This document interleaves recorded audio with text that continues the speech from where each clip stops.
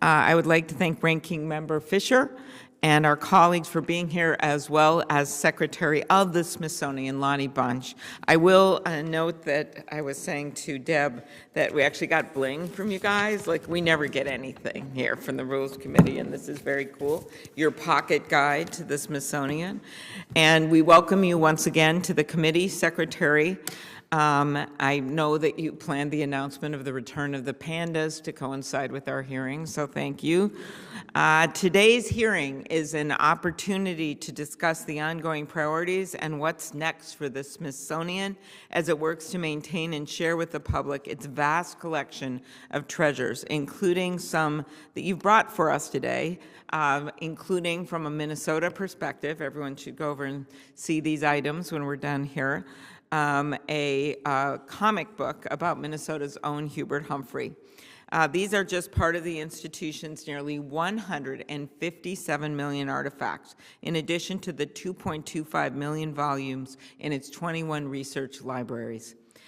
Its collection is just part of what makes the Smithsonian a global leader. In fact, since its founding in 1846, the Smithsonian has grown to become the world's largest museum, education, and research complex, and its researchers are tackling cutting-edge questions at the frontiers of science. Earlier this year, Deputy Secretary of the Smithsonian Park testified in this committee about the impact that AI is having on the institution and the work researchers are doing to harness its potential, from astrophysics to conservation efforts, while guarding against risks. Importantly, the Smithsonian is reaching people in all 50 states and across the globe. In recent years, it has broadened public access through its online resources, welcoming nearly 170 million visitors to its website last year. This has expanded the Smithsonian's reach, building on the many millions of in-person visits, 17.7 million last year, that it hosted in its 21 museums and the National Zoo. Sites have remained popular, and in some cases far more popular than expected over time. To cite one example, the National Air and Space Museum was originally designed for 2 million visitors annually, but it's so popular that it has welcomed many more visitors, up to 7 million a year. We look forward to the completion of the Air and Space Museum's needed renovations and to its fully reopening in the time for the country's 250th anniversary in July 2026, along with other cultural activities that Secretary Bunch is planning to honor 250 years that will be taking place on the National Mall. I also look forward to hearing about the ongoing efforts with the two new museums established with bipartisan support after legislation passed this committee unanimously in 2020, the American Women's History Museum and the National Museum of the American Latino. Progress is well underway with fundraising for both new museums at over $65 million each. That's $65 million each, private money for the two museums. There are 2 open sites on the National Mall that would look even better with the new museums, as the Smithsonian Board of Regents has determined, and the work to develop these museums is ongoing. Dr. Elizabeth Babcock started work as director of the Women's Museum this month, joining Jorge Zamanillo, founding director of the Latino Museum, and staff are working hard to build these collections. These museums represent a critical opportunity to help families visiting Washington learn about the remarkable contributions of Latino Americans and women to the fabric of our country and our shared American story. At the same time, we know that addressing the backlog of maintenance projects at the institution must remain a priority. I look forward to hearing about the Smithsonian's work to assess its facilities and what else is needed to complete ongoing maintenance and repair projects to protect collections for future generations. The Smithsonian will continue to play a critical role in preserving and telling our country's history, and at the same time, it will write new chapters through its groundbreaking research. I know I forever cherish my photo that's in a little black and white Polaroid from 8th grade when I made my first visit to Washington and posed in what is now, I know, an antiquated astronaut costume with my face in it that went right in my scrapbook, proudly displayed on the first page. So many kids are having that same experience, maybe a little more modernized. Thank you, Secretary, for being here, and I will now recognize Ranking Member Fisher for her opening statement. Thank you, Chairman Klobuchar, for calling this oversight hearing today, and I want to thank our witness. Welcome, Secretary Bunch. As Secretary, you are steward of 21 museums and research facilities, the National Zoo, and a growing collection of over 155 million objects and specimens. Speaking of the National Zoo, congratulations, Mr. Secretary, to you and your team on the exciting news that the zoo will welcome a new pair of pandas, Bo Li and Ching Bo. And we are grateful that you are joining us. I didn't know you knew them personally. That's impressive. I get out. I get out. We're going to see them at the end of the year, is my understanding. It is a national treasure, our Smithsonian, and we are grateful that you are joining us today to tell us about the Smithsonian's successes and also the challenges that it faces. Over the past several Congresses, my colleagues and I have regularly heard about the challenges faced by the Smithsonian, including its deferred maintenance backlog. I understand the deferred maintenance backlog has tripled in the last several years, now totaling $3.3 billion. In addition to the deferred maintenance on the public-facing museum, this amount includes deferred maintenance for the 700,000 square feet of space in aging storage facilities that are inadequate to house these important institutions' collections. The nation is so fortunate to have the Smithsonian's collections, and the buildings that store and display them are foundational to protecting them for future generations. I'm looking forward to seeing the paperweight that you brought from William Jennings Bryan when he was Secretary of State under Woodrow Wilson, and it's I understand, a plowshare, which he had swords turned into plowshares before the First World War, and I find that amazing. So I'm looking forward to seeing that. As we look to the needs that the Smithsonian has, it is especially crucial as the museums and the Smithsonian continues to expand. In 2020, Congress authorized 2 new museums, the National Museum of the American Latino and the Smithsonian American Women's History Museum. I look forward to hearing about efforts to address the deferred maintenance backlog while balancing the addition of these 2 new museums. Of course, the museum buildings in Washington, D.C. are not the only way that Americans experience the Smithsonian. I've heard wonderful things about the traveling exhibits of the Smithsonian's Museum on Main Street.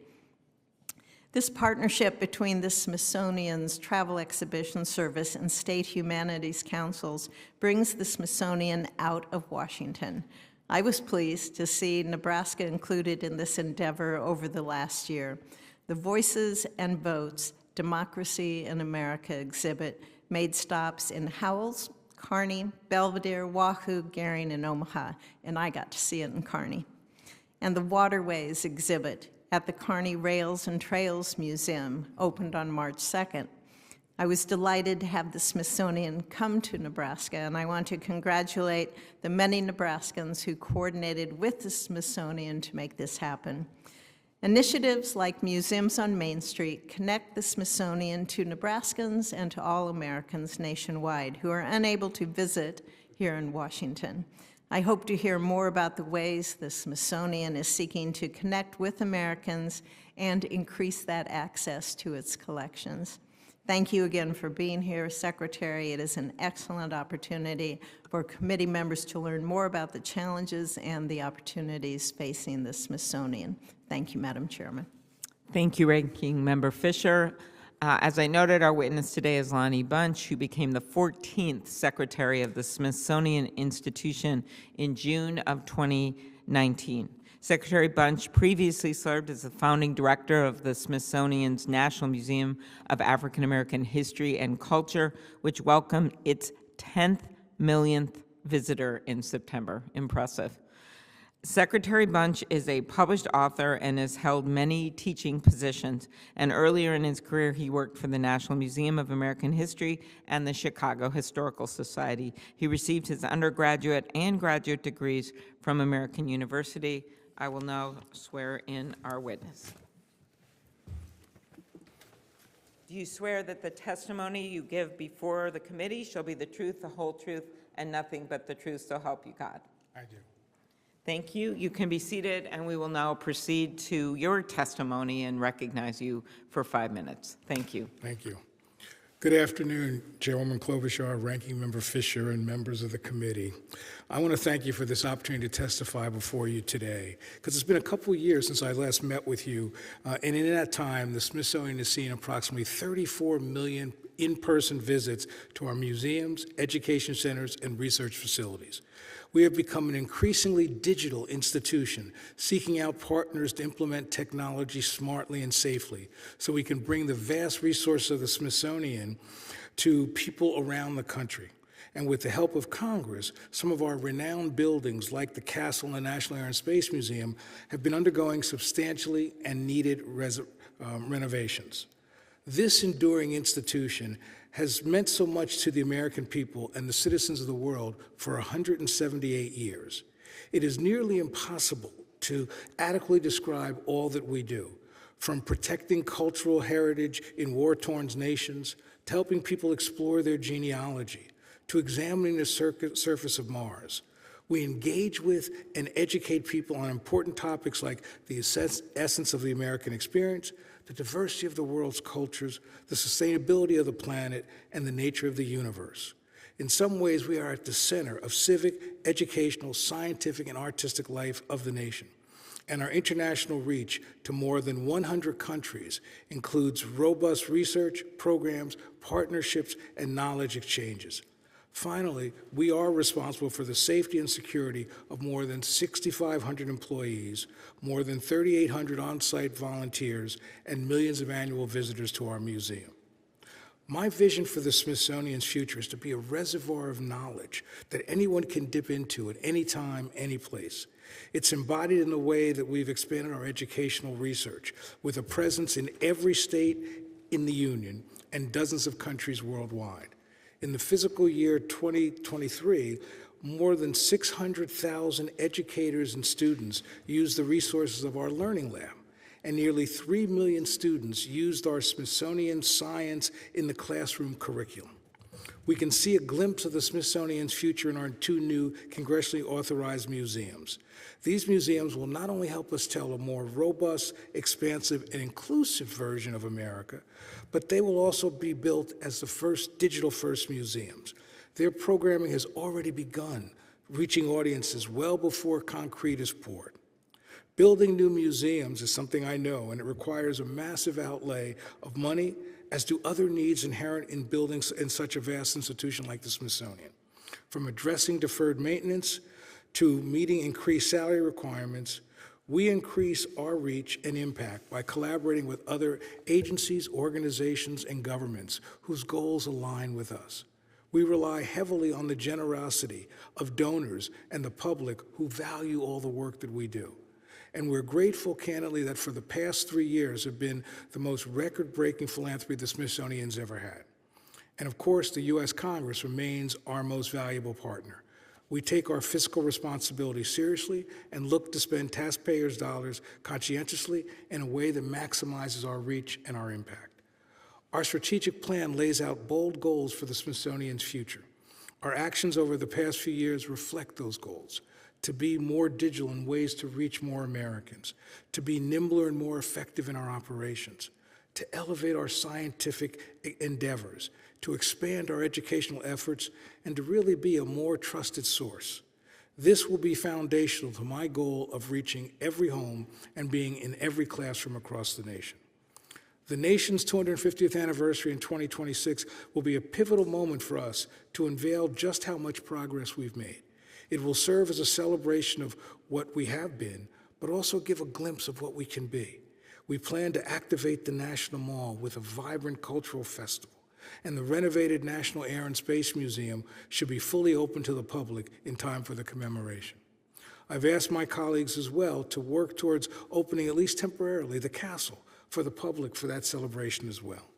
To coincide with those milestones, we have programming that both celebrates and contemplates who we are as a nation and the Smithsonian's place in it. We will invite Americans to explore all corners of our complex histories and find ways to have honest conversations that transcend our differences and connect our shared humanity.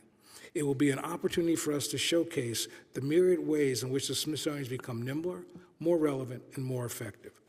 Our institution is undergoing a transformation. Like any moment, it is filled with challenges. But I would argue more than anything, it's a moment of opportunity to truly fulfill the vision of our founder, James Smithson. Decades before it was built, he foresaw this institution as a gift to the American people. Recently, a couple announcements highlighted the Smithsonian's global reach. The first, of course, we were able to secure giant pandas to the National Zoo. I've always felt the key was never to be the secretary that lost the pandas. And I'm so pleased to say that as a result of the hard work, we will have the pandas by the end of the year. But also, a team led by the Smithsonian and the National Oceanographic Atmospheric Administration created the National Ocean Biodiversity Strategy. It's a vital plan for ocean conservation, and it's the first nationwide strategy to improve scientists' ability to serve and to gather knowledge on critical biodiversity. Both speak to our ability to work collaboratively, to think creatively, to act decisively, to help find solutions to the world's biggest challenge. I am more confident than ever that the Smithsonian is uniquely positioned to do this. Thank you for this hearing, and most importantly, for your ongoing support and your commitment to work with us. I'm happy to answer any questions you have. Very good. Well, that is exciting. I hadn't focused on the 250th anniversary. We tend to focus on right now, today in this place. And I think that's really exciting. 250 years since the signing of the Declaration of Independence, such an opportunity to reflect on our great nation. So how long has it been since the castle was open? The castle just closed about a year ago. Okay, so then you're going to reopen parts of it? Right. The goal is that the amount of work that has to be done in the castle, the initial plan was for the castle basically to have the mall torn up during the 250th. I said, we can't do that. So what we're going to do is do interior work so that we can have the castle open for the 250th. And then after the 250th, we'll do all the earthquake work that's going to tear that's going to really help make it difficult for people to visit the castle. Okay, and since the pandemic, I was just seeing that your average visitors up air and space, before you closed down for the work, I assume, 7 million, but what has it been like? Because a lot of people were worried we wouldn't bounce back. I think the numbers have been really good. We are now at pre-pandemic levels throughout the entire Smithsonian. And then couple that with all the digital work we're doing, we're reaching more people than ever before. Could you talk about that, what you've done to make it more accessible, the museum, virtually for people maybe in a little town in Nebraska, farmers that aren't going to be able to leave and are, because they've got their crop coming in? Talk about how you made this accessible. What I realized is that the Smithsonian needed to have people who really could help us lead the digital transformation. So I created a unit to do just that. And we're really looking at how to really be in every home and in every classroom. So part of what we're doing is making sure that we find the right partners that we can collaborate with. Because I've realized that the Smithsonian, no matter how creative it is, doesn't have broad enough shoulders to do everything. So we're working with a variety of entities to make sure that we can digitally share the information we want to do. But also, we're partnering with people like the 4-H clubs and looking at different organizations that have never worked with the Smithsonian to allow us to reach these many communities. And I think what I've really said to everybody is the 250th is our opportunity to demonstrate all of that change. So I'm using that as the marker to say we're going to do everything so that by the 250th, you can see a new Smithsonian. Very good. So let's talk about the two new museums. And when you last appeared before the committee, we talked about the ongoing efforts to establish the museum. Since then, as I noted, they both hired founding directors. We've got that over $65 million for each museum, private money. and the efforts are going forward to build the collections. There's a lot of excitement, bipartisan excitement in both houses for moving forward. While it's not at this point a funding issue as much as the location, could you, and we have been able to establish now with the agreement of both groups, 2 locations that I had seen. I think they're really a good idea. What can you tell us briefly about that progress? What's being done to talk to the public about this? And, well, answer that first. Well, I think that, first of all, things are going very well with these museums. The $65 million that was raised is really important. When I was building the African American Museum, it took me 4 years to get to $65 million. So there's already a great deal of excitement about these new museums. But also what I've said is that these new museums, even though they're not, they don't have a building, they've got to share content. They've got to do things digitally. So we're doing programs, education programs around the country through the lens of each of these museums to build excitement, to let people know about it. And candidly, the hiring of Elizabeth Babcock as the new director, that's a way to sort of get more attention because she's new, there's a lot of articles about her. So basically, the goal here is to begin to do work to say the history of women, the history of Latinos can't wait for a decade. It's got to be done now. So we're looking at different ways to do that. How do we make sure that we're doing programs around the country now to build that support? So I think that from a vantage point of where we are, we're in a good place. The challenge, candidly, is finalizing the sites, because fundraising will pick up even more when you're able to finalize a site. 2, you cannot plan on what the museums will be without those sites. So therefore, it's really hard to sort of keep people excited as you're saying, eventually we can tell you what's going to be there. I mean, it's kind of extraordinary all those funds have been raised without the sites, but before Senator Fisher was the ranking, Senator Blunt and I went out and looked at the sites. And could you talk about those sites and how they fit in with the vision of them? I know the Board of Regents has approved these sites. Architects, historians, preservations are consistent with this area of the mall in our nation's capital. Well, I looked at 26 sites around Washington.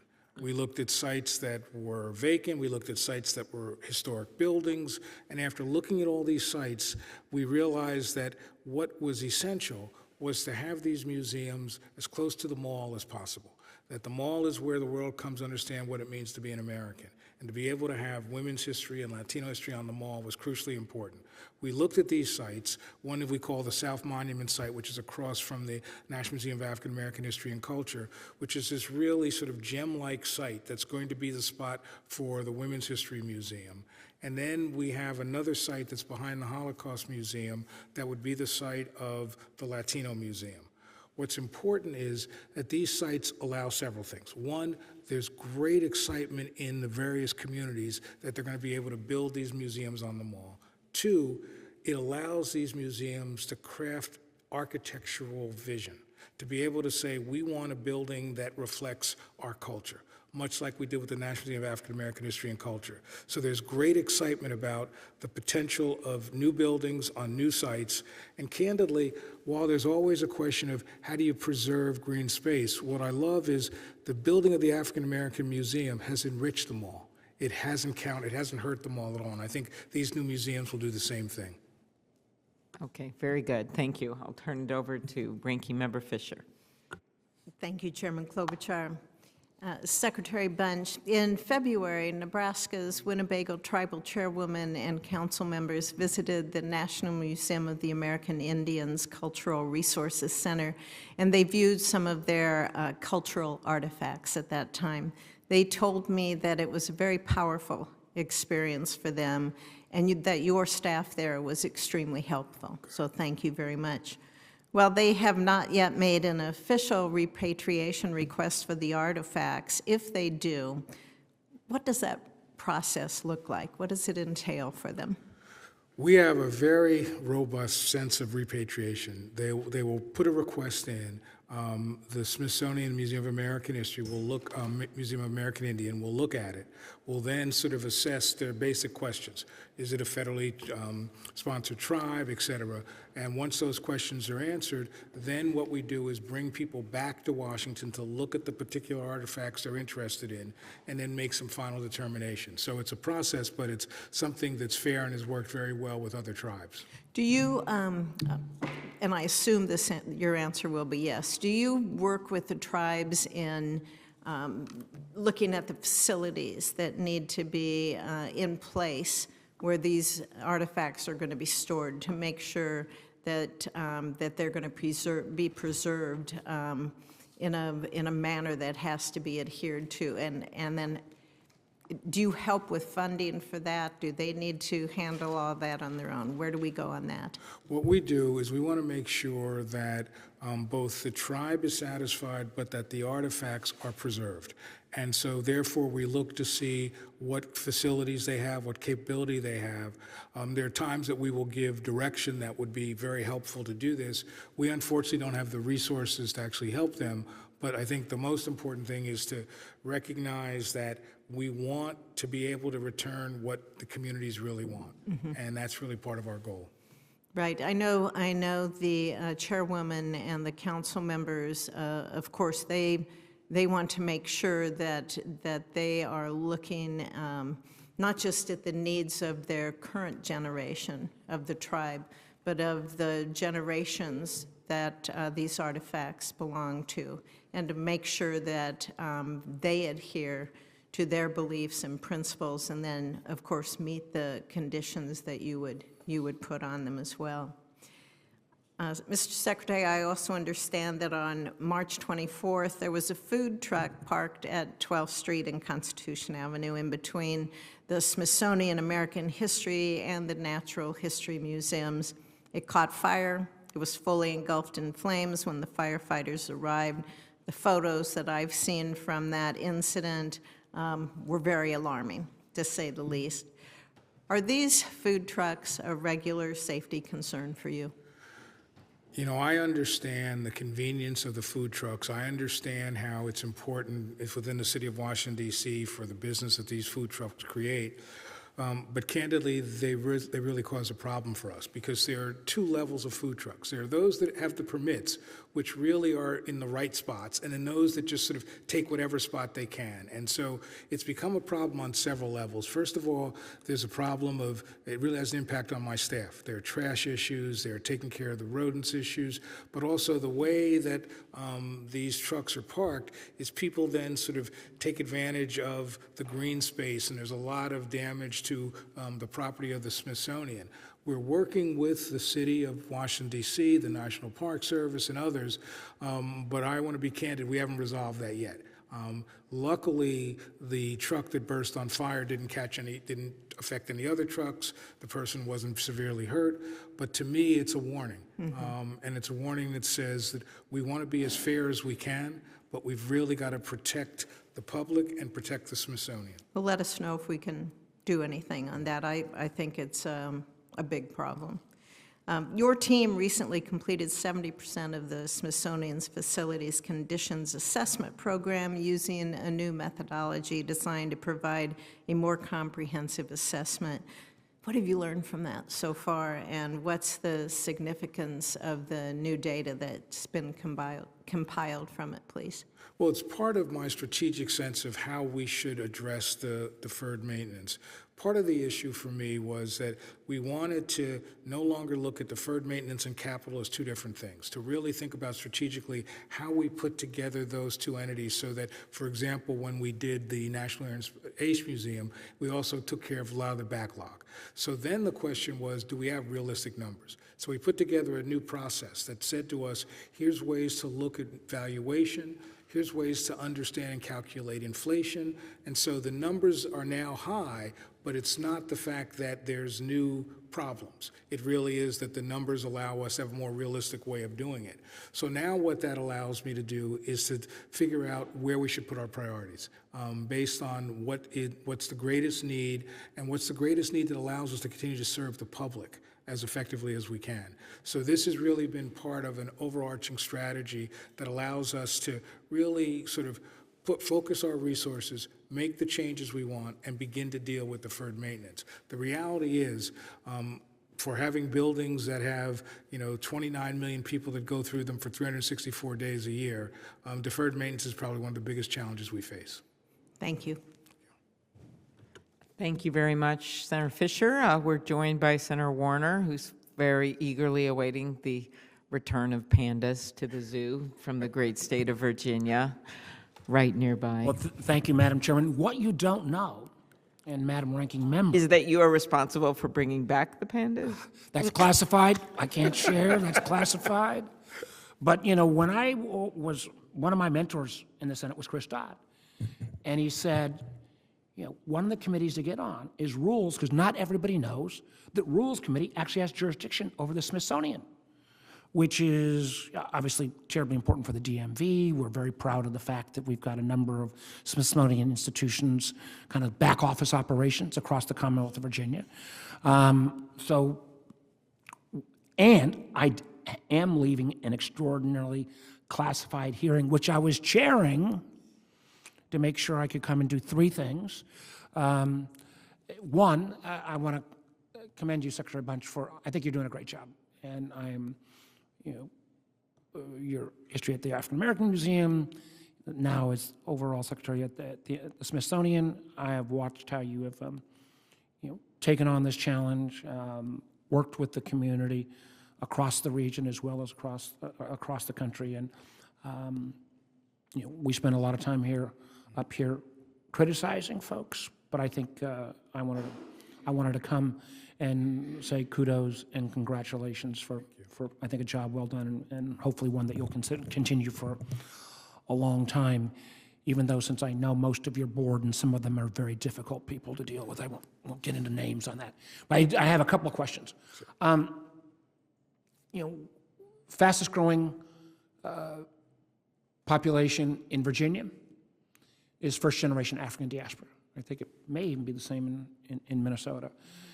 And while the African American Museum is magnificent, it is mostly the story of descendants of slaves. As you think about the Smithsonian's mission, we've got 120-odd thousand, extraordinarily entrepreneurial. How do we build the ongoing stories of new diasporas that come, and my particular interest in this question is the African diaspora and how that is weaved into the Smithsonian story of America? The African diaspora is so important, and it's really being addressed in three different parts of the Smithsonian. The National Museum of African Art has really been taking the lead at working with these communities to sort of, one, bring them into the fold, to be able to sort of look at the cultures of those communities and whether or not that's the kind of culture that gets collected in that museum.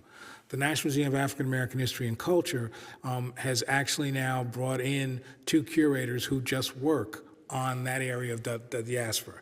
And so they're reaching out, doing new kinds of exhibitions, online exhibitions that begin to build those relations. And then the Museum of American History is really looking at how do we collect the local African diaspora community so those collections are there. As you know, the key to the success of a museum is not necessarily what it's doing today, but what it plans for tomorrow. So I want to make sure that while we're doing programs with the community today, that we have the kind of collections that allow that story to be told in the future.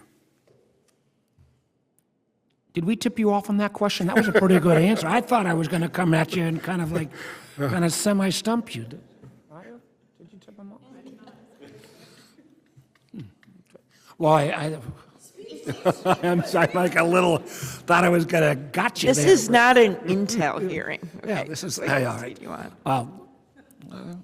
I stand by my earlier statement. You're doing a good job, because that's a pretty darn comprehensive answer. But I do think this, the constant remaking of the American story, I really hope,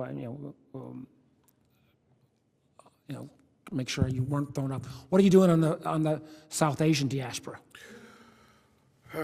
Well, I think that, again, we're seeing some attempt to do a better job of that. I think what I've asked is that through our educational community to reach out, to begin to bring more involvement with these various communities. And I have to be honest, the National Museum of Asian Art is really spectacular in terms of being able to deal with local communities. They had a recent exhibition that looked at Southeast Asian art, and there was a variety of people coming from different communities. Although I'm chair of the India Caucus, I do think there is a unique contribution from South Asia separately, but I want to get my, Right. so, I'm glad you didn't come back and say, I've got 4 points on that one, the way it ended up 3. And I don't think this issue has been raised, but I would like to get your thoughts. I mean, one of the things we're all grappling with is AI, and, artificial intelligence has enormous ability to enhance, but we could also embed biases. We also have to, I think, think through, do we actually have the notion of some kind of, in a better sense, walled garden around all of the intellectual property and images and parts of our history the Smithsonian protects? Because just as deep fakes can manipulate our political process, you could see AI tools at scale and speed manipulate our history and cultural in ways that could be frankly devastating. Talk to me about that. There's real challenges with AI. I mean, obviously, we want to make sure that we use it as an effective tool. But the biggest concern we have is the Smithsonian is a trusted source, that people know they can count on the Smithsonian. So trying to really sort of do more than dip our toe, but understand how we can use AI and not lose that trusted source. So part of what we're doing as we move towards the 250th is we're taking some opportunities to test. To see, how can we make AI work for us? So, for example, while we're already doing a lot with it, we're doing a lot in our astrophysical work, we're also using it to help us scrub all of our documents to understand if we're missing the history of women, for example, in a lot of the scientific discoveries. But I think that we are really trying to figure out how not to be at the tip of the spear. We don't want to be at the end. And so we're really trying to figure out how to make this work for us. I think we have to be involved. We've already been approached about, do you want to use Smithsonian content for machine learning and the like? And so we're looking at a variety of opportunities. But the most important thing is I don't ever want to lose the trusted source. And right now, you can't trust everything that happens with AI. Well, thank you. And while I have great, respect for California, Minnesota, Nebraska, remember the 250th in many ways was, and regardless of what those folks in Boston say, it's more Williamsburg. It is, across the Commonwealth of Virginia, and extraordinarily important. Have you looked at the artifacts over there, which include Nebraska? I've got to go back to my classified. Are you aware hearing. of the virtual expansion of the Smithsonian? I think it's wonderful, but if you want to see the real stuff, come to Virginia. Thank you, Mr. Secretary. All right, very good. So next up, we have several new members of the committee, Senator Britt, who was here earlier, and Senator LaFonza Butler, who is here for 14 months. So she asks her questions really fast. No, not really, because she has to get a lot done quickly. So with that, I turn it over to Senator Butler of the state of California. Thank you, Chairwoman Klobuchar, Ranking Member Fisher. Secretary, thank you so much for coming. There's so many accolades, I'm sure, that have been lauded onto you deservingly about your work here in Washington. But for an Angelino, it all starts at CAM. And your contribution to generations of Angelinos, teaching us about the history of our city and the place that we belong, I think was just remarkable. And all of the platitudes earned, but I want to make sure that even Washington, D.C. knows that California was where this started, and hopefully, and they are continuing to see your leadership from Los Angeles. And so thank you for your work and service and for being here. I do sort of move a little bit rapidly, so I'm going to try to move around a couple of big topics pretty quickly in my time. The chair's allotted us 5 minutes for questions, but you have said that there are, in your strategic plan, sort of 5 focus points. And you noted just in your response to Senator Warner the asset of the Smithsonian as a trusted source for the American people and indeed travelers around the world who want to understand the history of our country. And you talk specifically about this trusted source as it relates to complex topics like social justice, like climate. So here are 2 quick questions.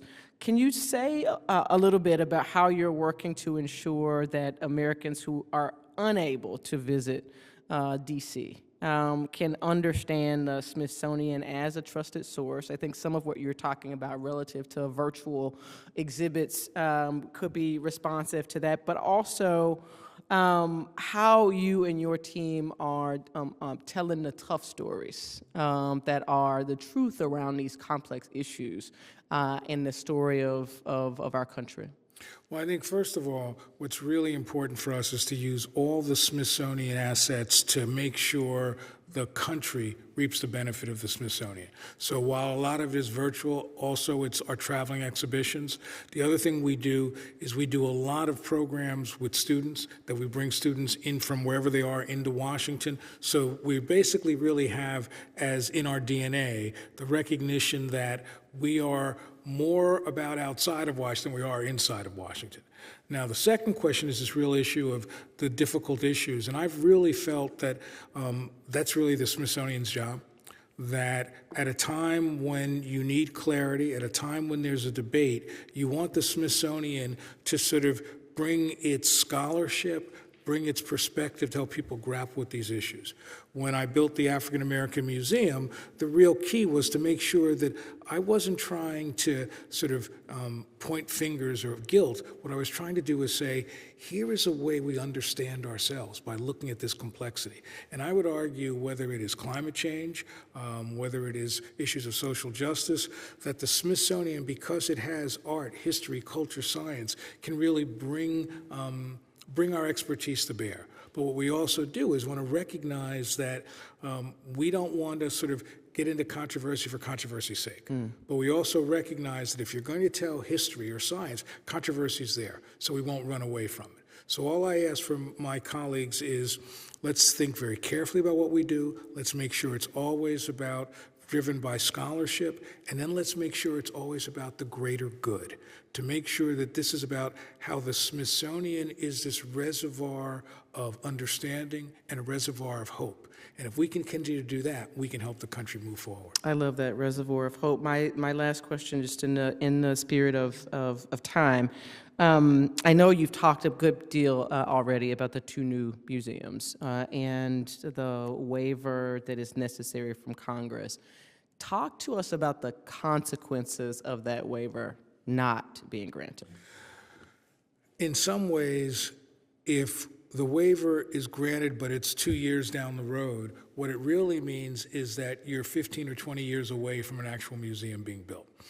And so right now there is attention focused on these museums.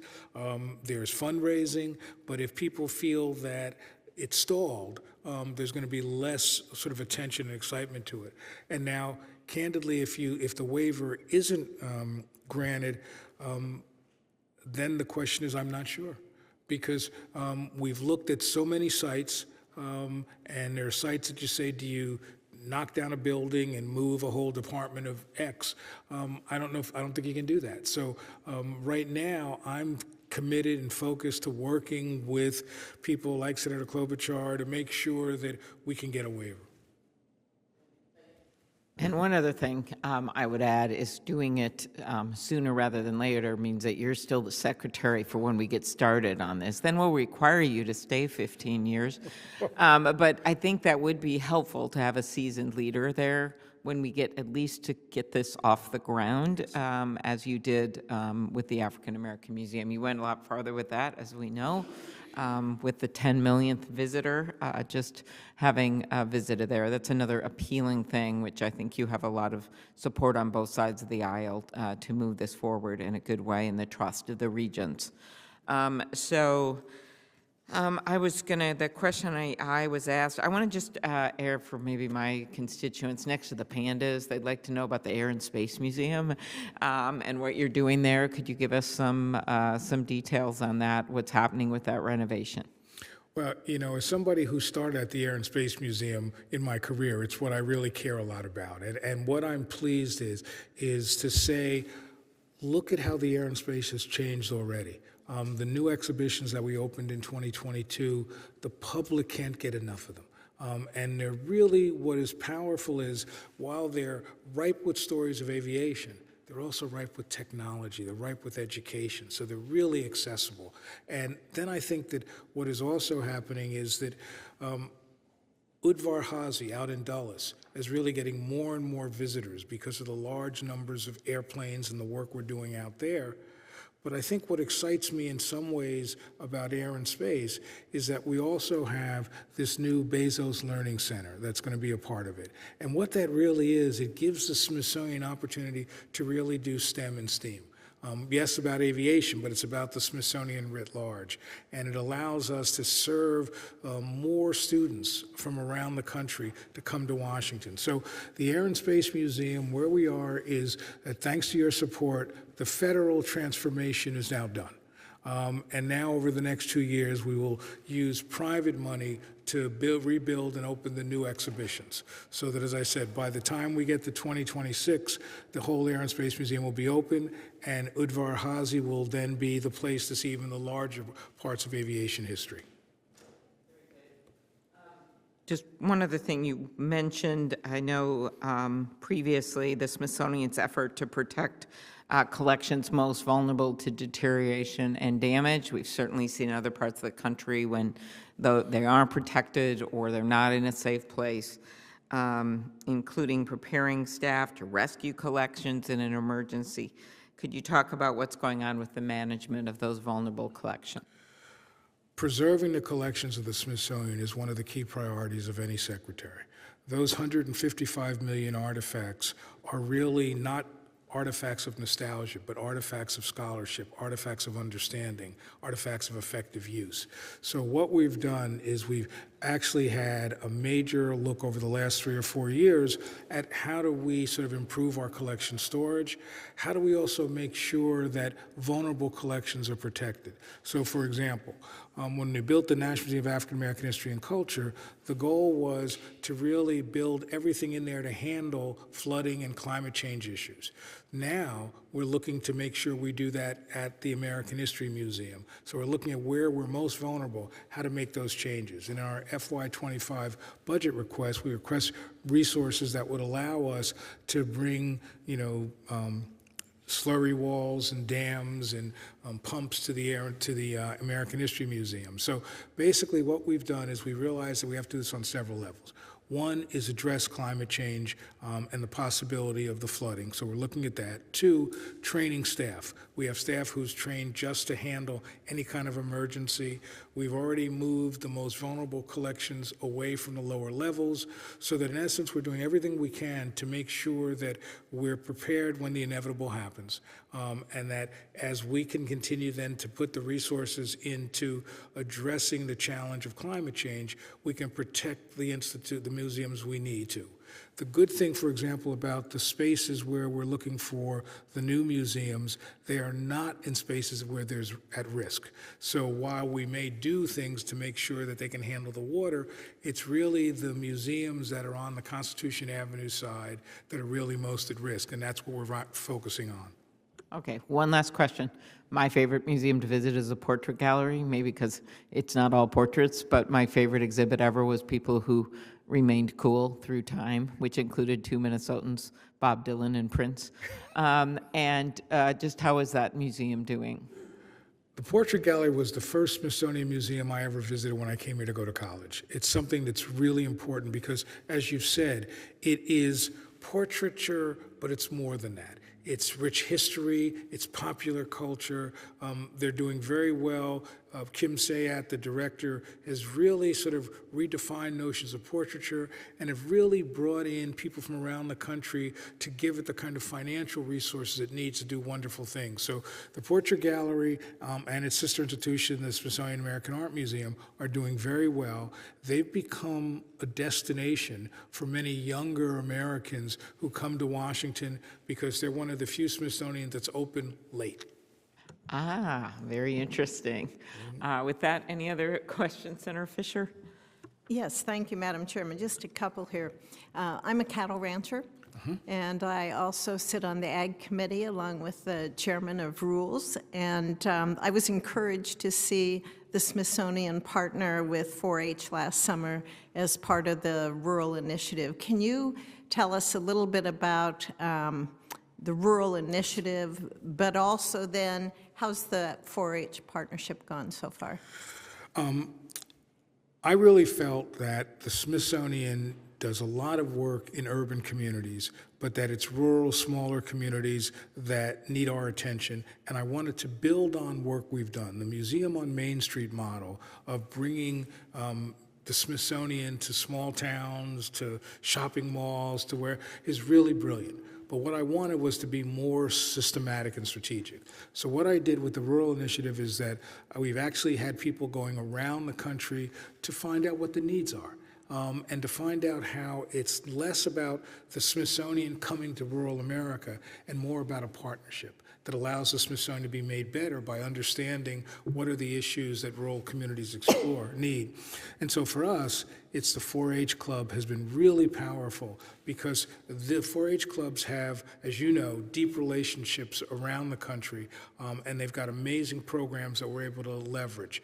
And so the notion of being able to create dialogues around democracy, to use the 4-H clubs to really help young Americans not just look at the history of democracy, but understand their obligation, their responsibility to sort of protect the democracy has been really very moving. And last summer, we brought 700 students through the 4-H clubs to the Smithsonian. They spent time at each of the museums. They worked with curators. And what I realized is that this is what the Smithsonian does well, to give people a way to sort of find wonder, to find new ways to think about their future and new ways to think about their community. And so with the 4-H clubs, while we're doing, I think, important work, I think we're also changing the Smithsonian. Thank you. One last question. As we look at leadership for the new museums, what's the process for candidate selection, and how does the Smithsonian work with a search firm, for example, to find and select a candidate? Running a cultural institution is hard work. Running a cultural institution, the Smithsonian, is unbelievably challenging.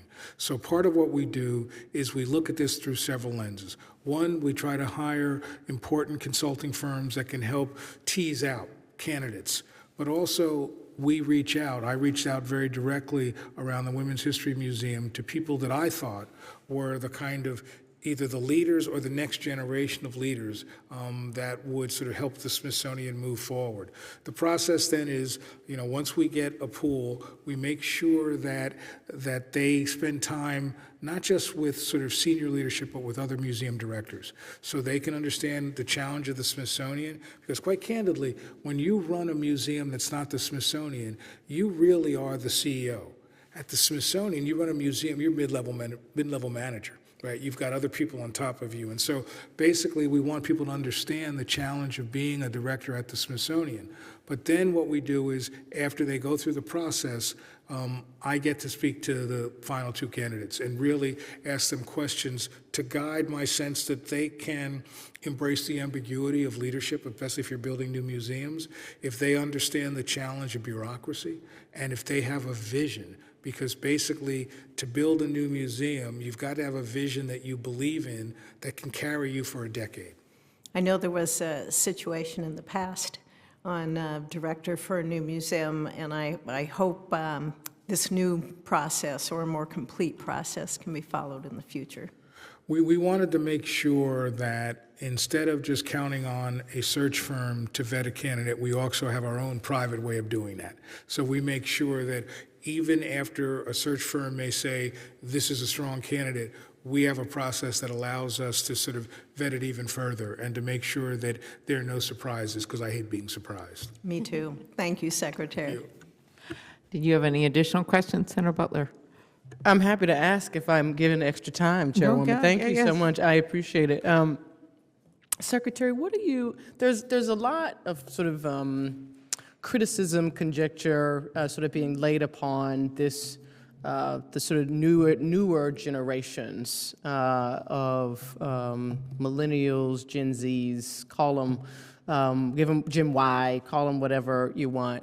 I'm curious about your ability, the institution's ability to analyze data relative to who are the participants in across all of the platforms of the Smithsonian, in-person, virtual, traveling exhibits, partnerships. And if you have the capacity to examine and analyze that data, what are the trends that we are seeing relative to future generations being interested in the story of this country, and then what are you doing about those trends? So there's a lot of ifs, but I have some great curiosities as to how do we continue the legacy and tradition of this trusted source. Says the mother of a 9-year-old. This is the mother of a 9-year-old who cannot get her daughter to finish the African American Museum. We've been 3 times. I think, first of all, it's crucial that the Smithsonian has data. We really sort of look at who comes, who participates in programs, who we're looking at virtually, and in some ways the technology has allowed us to capture something we couldn't capture in the past. So we now have a much stronger idea, but also what we find is that we have shaped programs to different parts of our community, Gen X, Gen Z, to make sure that we're asking the questions they want to ask. And what I find fascinating has been that when we're often building a museum, people say, well, you know, these younger generations, they want the virtual. What they want is to realize that they've never seen the actual, and that we use the virtual to get them into the actual. And that really works. We have many, many more people that are grappling with it. I think the other thing that's so important that the Smithsonian is trying to do with these different generations is really shape the educational community. We're doing a lot of work. I created an Undersecretary for Education for the first time. We're doing a lot of work in different communities to make sure that younger Americans understand the power of history, the importance of science, the joy of the creativity of art. So we see sort of millions of young Americans engaging in the Smithsonian besides that trip in 8th grade. So that's super helpful, and that's one of the things really what I was trying to get at, and Senator Klobuchar really noted the point that I view most of, if not everything, through a lens of, one, urgency because of my short time in the Senate, but also through the lens of being a parent. And you know, as I offer the story in jest in terms of my daughter in the African American Museum, but does the data, do the learnings offer you anything relative to footprint of new museums? So one of the things that my 9-year-old, take it for what it's worth, the science that it's worth, she says, it's too big, Mama. I just want to do this little part. Does the data give you any insight or any learnings across the industry and field, give you any insight relative to what is the right footprint for as we think about new museums, particularly as we are grappling with the complexity of space and climate and all of those things, as well as the attention of a 9-year-old? I think what we found through the data is that the museum needs to be compartmentalized. That regardless of the footprint, you really want to be able to sort of not have people try to do the entire experience, really trying to do pieces of it. And I think that's something that will shape as we're building the new museum. I think the other thing is that we're actually using a lot of child psychologists and others to help us think about, all right, what's the best level to engage? Because as you know, in a museum, you're engaging a whole array of people. And so we're looking at, do we use technology even differently? And do we really craft opportunities that this really works for 6th graders, this technology, this? And so we're looking at what are all the possibilities. Very good. Good questions. Thank you very much, Senator Butler. I was thinking you'll have to come to Minnesota, Secretary Bunch, and see the country's biggest state fair for your own cultural experience. Absolutely. We don't count Texas because they're open 30 days. And it is, there's a huge 4-H presence. I was thinking about that since you've worked with them. And then you could see the butter carving and think of it, of the Princess K and the Milky Way out of huge butter busts that go in a revolving refrigerator. And you could think of that as a future exhibit. You are broadening my cultural Yeah, horizons. exactly. That would be a lot of fun, and we have some great museums there, as you well know. So I want to thank Senator Fisher and the members of the committee for a productive hearing, as well as you, Secretary, for your testimony on the ongoing work of the Smithsonian, your vision for the future, both for the existing collection and then all the exciting new work going on with the 2 museums. I meant what I said. This is our moment near the end of the year to allow you to get these things launched, and I look forward to continuing my work with my colleagues to support the important work of the Smithsonian. The hearing record will open for a week. Do you want to add anything, Senator Fisher? Okay, good. And we are adjourned. We're going to look at those artifacts. Thank you. Thank you.